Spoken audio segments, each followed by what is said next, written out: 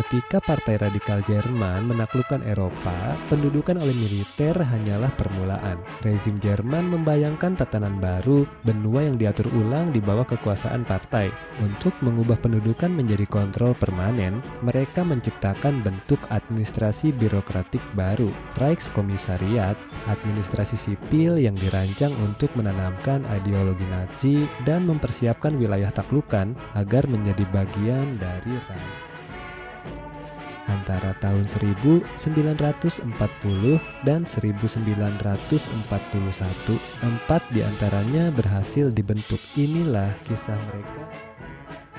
Reichskommissariat adalah pemerintahan sipil permanen, dipimpin oleh seorang Reichskommissar, ditunjuk langsung kanselir tertinggi. Tugas mereka, Jermanisasi penduduk asli bagi yang dianggap layak, eksploitasi ekonomi, dan pembasmian perlawanan. Mereka memerintah dengan dekrit, propaganda, dan ketakutan.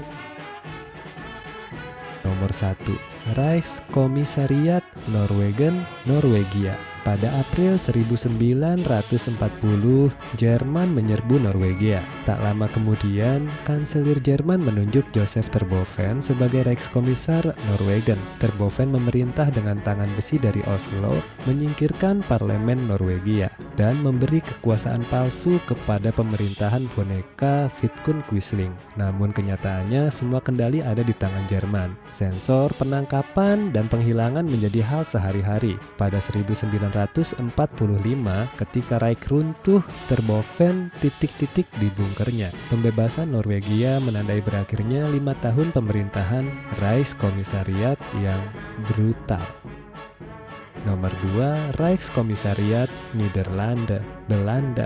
Selanjutnya adalah Belanda yang diduduki pada Mei 1940 dan diubah menjadi Reichskommissariat Nederland di bawah Arthur Seyss-Inquart. Bangsa Belanda dianggap memiliki darah Jermanik sehingga direncanakan untuk dijadikan bagian integral dari Reich di masa depan. Namun, di bawah pendudukan awal, Belanda menderita. Seyss-Inquart membubarkan partai politik, menekan kebebasan pers, dan memerintahkan deportasi lebih dari 100.000 elemen tak diinginkan ke kamp konsentrasi. Menjelang akhir perang, rakyat kelaparan dan perlawanan meningkat. Setelah pembebasan tahun 1945, Seyss-Inquart ditangkap, diadili di Nuremberg, dan mendapat hukuman yang pantas. Nomor 3, Reichskommissariat Ostland, Baltik, dan Belarus. Di timur, ambisi Partai Radikal semakin menjadi. Setelah invasi ke Uni Soviet pada 1941,